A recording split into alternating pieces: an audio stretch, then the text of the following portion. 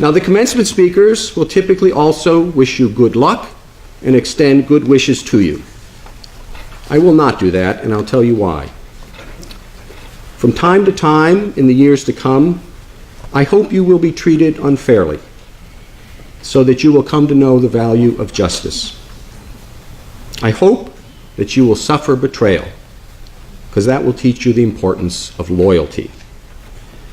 Sorry to say, but I hope you will be lonely from time to time, so that you don't take friends for granted. I wish you bad luck again from time to time, so that you will be conscious of the role of chance in life and understand that your success is not completely deserved and that the failure of others is not completely deserved either. And when you lose, as you will from time to time, I hope every now and then your opponent will gloat over your failure.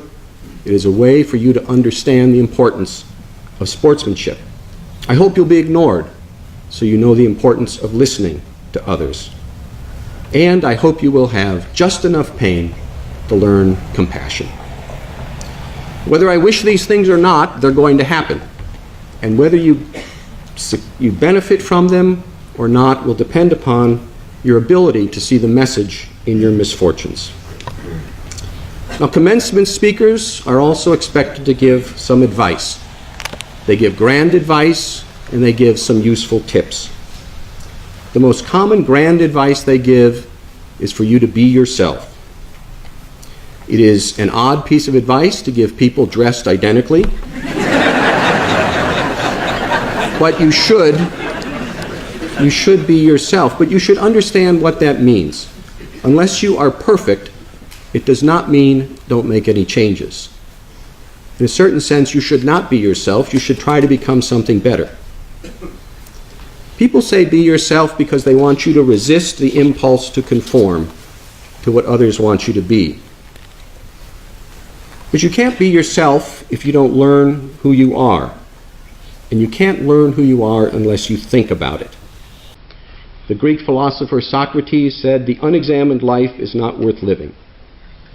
And while "just do it" may be a good motto for some things, it's not a good motto when it's trying to figure out how to live your life that is before you. And one important clue to living a good life is not to try to live the good life. The best way to lose the values that are central to who you are is frankly not to think about them at all. So that's the deep advice. Now some tips as you get ready to go to your new school. Over the last couple of years, I've gotten to know many of you young men pretty well, and I know you are good guys. But you are also privileged young men. And if you weren't privileged when you came here, you're privileged now because you have been here. My advice is don't act like it. When you get to your new school, walk up and introduce yourself to the person who is raking the leaves, shoveling the snow, or emptying the trash. Learn their name and call them by their name during your time at the school. Another piece of advice, when you pass by people you don't recognize on the walks, smile, look them in the eye, and say hello. The worst thing that will happen is that you will become known as the young man who smiles and says hello. And that is not a bad thing to start with. You've been at a school with just boys. Most of you will be going to a school with girls. I have no advice for you.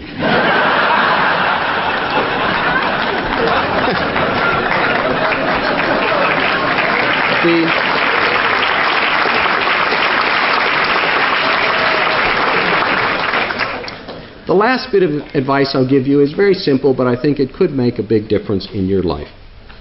Once a week, you should write a note to someone. Not an email, a note on a piece of paper. It will take you exactly 10 minutes.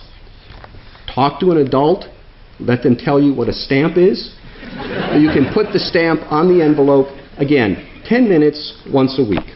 I will help you right now. I will dictate to you the first note you should write.